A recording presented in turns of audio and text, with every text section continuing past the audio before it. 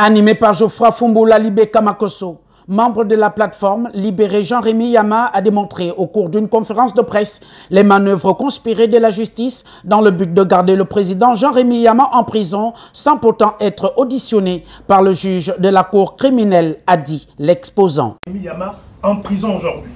Le juge Charlène Magali, Makobia Oye, elle a lavé ses mains. Elle a dit ça là, moi je ne veux pas porter ce problème-là, il est trop costaud. Mais le juge Leila Yombo Moussa épouse bien. Elle s'est dit, bon, moi j'ai la carapace trop forte. Donnez-moi ce problème-là. Si Jean-Rémy Yama a un problème, moi j'endosse. Donc il faut que l'opinion sache que Jean-Rémy Yama est en prison à cause de deux personnes. Un juge dénommé Leila Ayombo Moussa, épouse Diam, et un procureur dénommé André Patrick Ropona. Ce sont les deux qui utilisent le mécanisme judiciaire de ce cartel politico-judiciaire qu'on vous a présenté. On vous a démontré la manipulation de la justice à travers un cartel politico-judiciaire parce que dans ce cartel, on retrouve des membres du gouvernement et assurément l'exécutif, judiciaire parce qu'on a un procureur à la manœuvre et des juges d'instruction qui l'utilisent. La démonstration a été faite que tout ce qui concerne le président Jean-Rémy Yama, en interprétant les articles de loi, en interprétant le fonctionnement du cartel qu'on vous a présenté, nous amène à comprendre que l'objectif de la justice gabonaise n'est pas de juger la personne de Jean-Rémy Yama, mais c'est de maintenir le plus longtemps possible le président Jean-Rémy Yama en détention. Plus de 650 jours de détention sans être jugé pour Geoffroy Fumbola Libé Kamakoso. C'est une stratégie qui est mise en place par le cartel politico-judiciaire pour empêcher le président de ses droits de vote, comme ce fut en 2016. En 2015, ils avaient agi pareillement. Ils ont monté des faits contre le président Jean-Rémy Yama. Il était dans sa détention accompagné du vice-président de la dynamique unitaire Roger Abessolo. Donc ils sont restés en prison, ils ne sont sortis qu'après l'élection.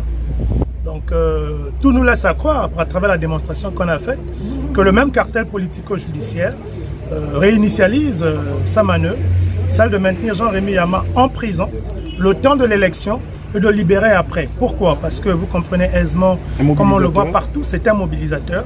C'est le président de la plus grande centrale syndicale et que la période électorale est une période qui est assez sensible. L'exposant a profité de cette occasion pour lancer un appel à tous les travailleurs d'unir leurs forces pour la libération du président Jean-Rémy Yama.